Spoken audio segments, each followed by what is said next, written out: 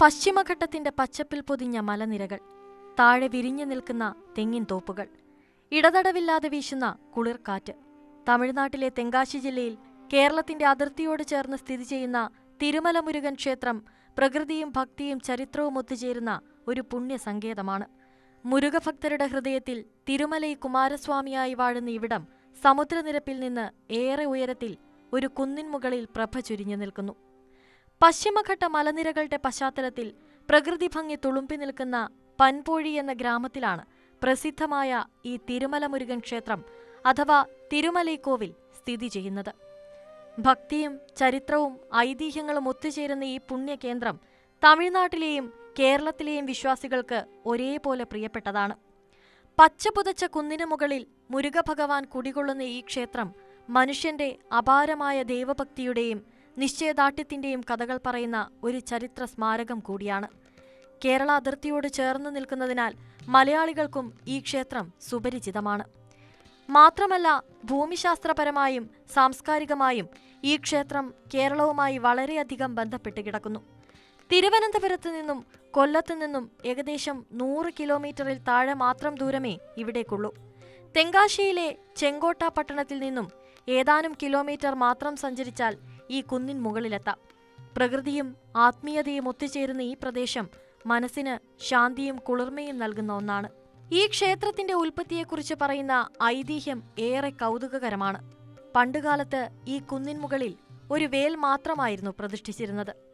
മുരുകന്റെ ആയുധമായ വേലിനെ ഭക്തിപൂർവ്വം ആരാധിച്ചിരുന്നത് പൂവൻ ഭട്ടർ എന്ന പുരോഹിതനായിരുന്നു. നിത്യേനയുള്ള പൂജകളും അഭിഷേകങ്ങളും കഴിഞ്ഞ് ഒരു ദിവസം അദ്ദേഹം അടുത്തുള്ള ഒരു പുളിമരച്ചുവട്ടിൽ വിശ്രമിക്കുമ്പോൾ മുരുകഭഗവാൻ അദ്ദേഹത്തിന്റെ സ്വപ്നത്തിൽ പ്രത്യക്ഷപ്പെട്ടു. ഈ പർവ്വതം തന്റേതാണെന്നും എന്നാൽ വിഗ്രഹം താഴെ കോട്ടൈത്തിരാട് എന്ന സ്ഥലത്ത് മണ്ണിൽ പുതഞ്ഞു കിടക്കുകയാണെന്നും ഭഗവാൻ അറിയിച്ചു. ഉറുമ്പുകൾ വരിവരിയായി പോകുന്ന ഒരു പ്രത്യേക സ്ഥലം അവിടെ കാണാമെന്നും അവിടെ കുഴിച്ചു നോക്കിയാൽ തന്റെ വിഗ്രഹം ലഭിക്കുമെന്നും ഭഗവാൻ അരുളി ചെയ്തു. പിറ്റേന്ന് തന്നെ പൂവൻ ഭട്ടർ പന്തളം രാജാവിനെ വിവരമറിയിക്കുകയും രാജാവിന്റെ സഹായത്തോടെ വിഗ്രഹം കണ്ടെടുക്കുകയും ചെയ്തു.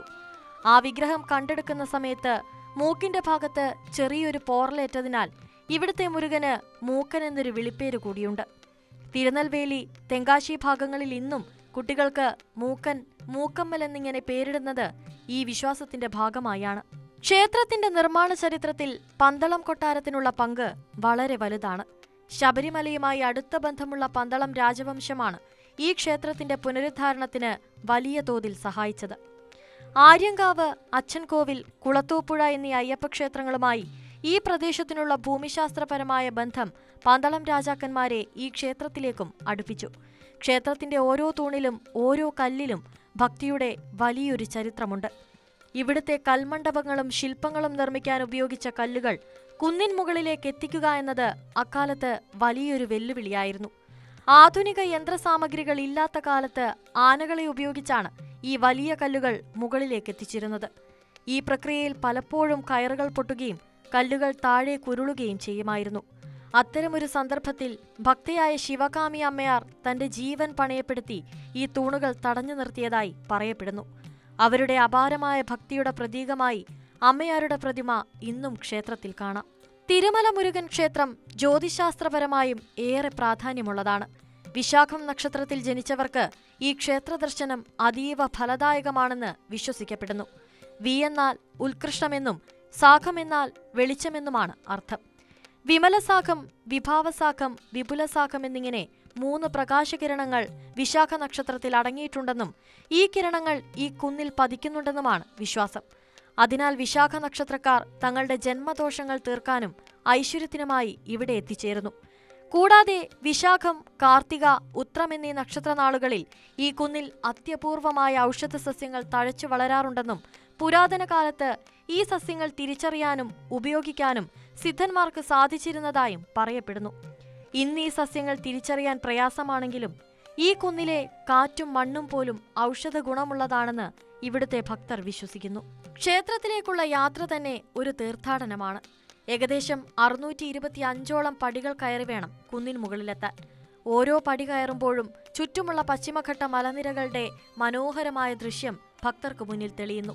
ചുറ്റും വ്യാപിച്ചു കിടക്കുന്ന കൃഷിയിടങ്ങളും അകലെ മലനിരകളിൽ തങ്ങി നിൽക്കുന്ന മഞ്ഞും ഏതൊരു സഞ്ചാരിയെയും ഭക്തിയുടെയും പ്രശാന്തിയുടെയും ലോകത്തേക്ക് കൂട്ടിക്കൊണ്ടുപോകും. താഴെ വിശാലമായ തെങ്ങിൻ തോപ്പുകളും കൃഷിയിടങ്ങളും ചെറിയ ഗ്രാമങ്ങളും ചേർന്നൊരു കാഴ്ച അതിമനോഹരമാണ്.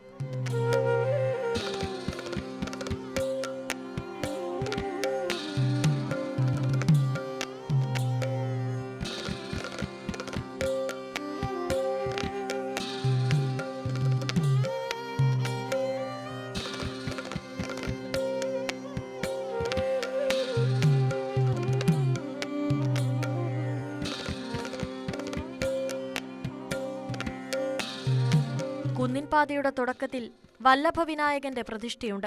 വിനായകനെ വണങ്ങി പാദമണ്ഡപത്തിൽ ദർശനം നടത്തിയ ശേഷമാണ് ഭക്തർ മലകയറ്റം ആരംഭിക്കുന്നത്. പാതയുടെ മധ്യഭാഗത്തായി ഇടുമ്പൻ സ്വാമിയുടെയും ഗണപതിയുടെയും ചെറിയ ക്ഷേത്രങ്ങൾ കാണാം. ക്ഷേത്രത്തിന്റെ മുകളിലെത്തിയാൽ ഉച്ചിപ്പിള്ളയാർ ക്ഷേത്രം കാണാൻ സാധിക്കും.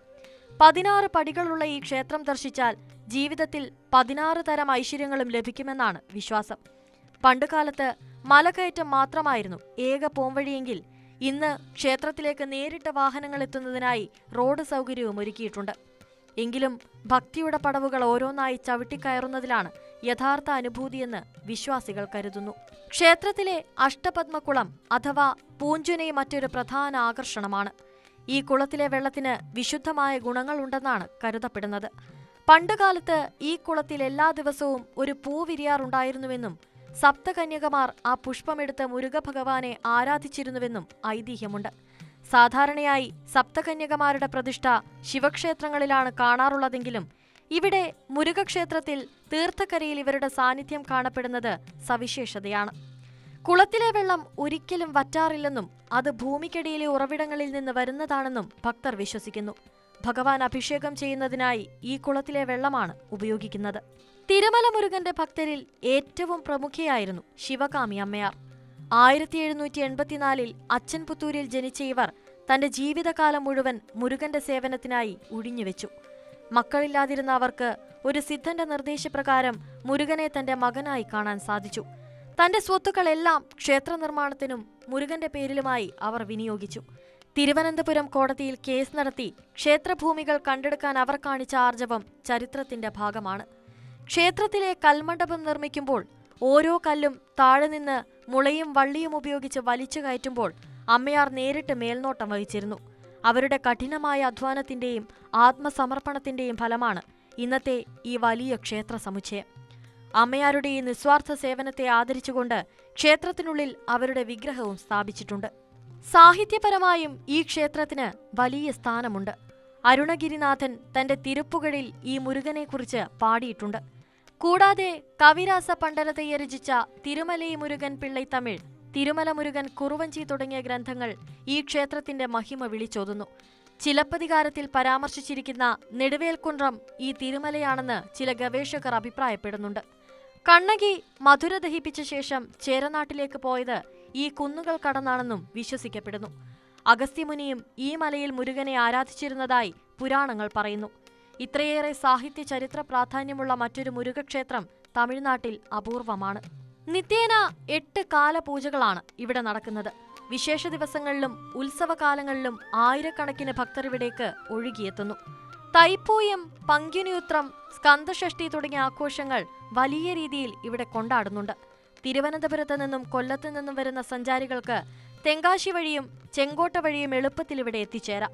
ചെങ്കോട്ട റെയിൽവേ സ്റ്റേഷനിൽ നിന്നും ഏകദേശം 8 കിലോമീറ്റർ ദൂരം മാത്രമേ ക്ഷേത്രത്തിലേക്കുള്ളൂ. ആത്മീയതയോടൊപ്പം പ്രകൃതിയുടെ ശാന്തതയും ആഗ്രഹിക്കുന്നവർക്ക് ഈ ക്ഷേത്ര ദർശനം മറക്കാനാവാത്ത ഒരു അനുഭവമായിരിക്കും. വിശ്വാസികളുടെ കഷ്ടപ്പാടുകൾ നീക്കുന്ന, ദുഃഖങ്ങളിൽ താങ്ങായി നിൽക്കുന്ന തിരുമലൈ മുരുകൻ ഇന്നും കുന്നിൻ മുകളിൽ തന്റെ ഭക്തരെ കാത്തുനിൽക്കുന്നു. ഈ ക്ഷേത്രത്തിലെ ഓരോ പടിയും കയറുന്നത് ഓരോ സങ്കടങ്ങൾ തീർക്കുന്നതിന് തുല്യമാണെന്നാണ് ഭക്തരുടെ സാക്ഷ്യം. ഭക്തിയുടെയും ചരിത്രത്തിന്റെയും ലോകത്ത് മാത്രമല്ല, വെള്ളിത്തിരയിലും തിരുമല മുരുകൻ ക്ഷേത്രം അതീവ പ്രശസ്തമാണ്. മലമുകളിലെ ക്ഷേത്രത്തിന്റെ പശ്ചാത്തലത്തിലുള്ള ദൃശ്യഭംഗി സിനിമാക്കാരുടെ പ്രിയപ്പെട്ട ഇടമായി ഇവിടുത്തെ മാറ്റിയിരിക്കുന്നു. ഇന്ത്യയൊട്ടാകെ തരംഗമായ അല്ലു അർജുൻ ചിത്രം പുഷ്പയുടെ ആദ്യ ഭാഗത്തിലെ പ്രധാനപ്പെട്ട ഒരു ഗാനരംഗം ഈ ക്ഷേത്രത്തിലാണ് ചിത്രീകരിച്ചിരിക്കുന്നത്. അല്ലു അർജുനും രശ്മിക മന്ദാനയും ചേർന്ന് അഭിനയിച്ച കണ്ണിൽ കർപ്പൂര ദീപമോ എന്ന മനോഹരമായ പ്രണയഗാനം ഈ പുണ്യഭൂമിയുടെ പശ്ചാത്തലത്തിലാണ് ഒരുക്കിയിട്ടുള്ളത്. മലനിരകളും ക്ഷേത്രത്തിന്റെ വാസ്തുവിദ്യയും ഈ ഗാനത്തിന്റെ ദൃശ്യമികവ് വർദ്ധിപ്പിച്ചു. അതുപോലെ തന്നെ തമിഴ് സൂപ്പർ താരം വിജയ് നായകനായ അഴകിയ തമിഴ് മകൻ എന്ന ചിത്രത്തിലെ എക്കാലത്തെയും സൂപ്പർ ഹിറ്റ് ഗാനമായ മധുരയ്ക്ക് പോകാതടി ചിത്രീകരിച്ചതും പൻപൊഴിയിലെ ഈ ക്ഷേത്ര പരിസരത്താണ്. തിരുമല മുരുകൻ ക്ഷേത്രം ആയിരക്കണക്കിന് വർഷത്തെ വിശ്വാസത്തിന്റെയും രാജവംശങ്ങളുടെ ചരിത്രത്തിന്റെയും ശിവകാമി അമ്മയാറെ പോലെയുള്ള ഭക്തരുടെ ആത്മസമർപ്പണത്തിന്റെയും സാക്ഷ്യമാണ്. ആധുനികതയുടെ തിരക്കുകളിൽ നിന്ന് മാറി ശാന്തിയും സമാധാനവും തേടുന്ന ഏതൊരു മനുഷ്യനും ഈ മലമുകളിൽ പ്രശാന്തത കണ്ടെത്താനാകും.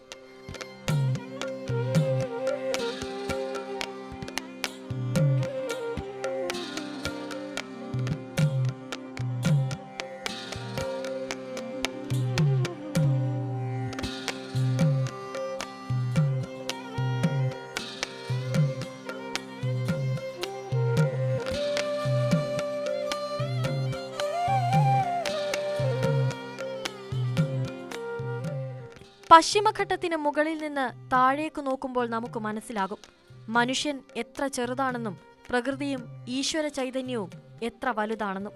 വിശ്വാസികൾക്ക് ഇതൊരു പുണ്യസങ്കേതമാണെങ്കിൽ ചരിത്രപ്രേമികൾക്ക് ഇതൊരു പാഠപുസ്തകമാണ്. തലമുറകളായി കൈമാറി വന്ന ഈ സംസ്കൃതി വരും തലമുറകൾക്കായി സംരക്ഷിക്കപ്പെടേണ്ടത് നമ്മുടെ കടമയാണ്.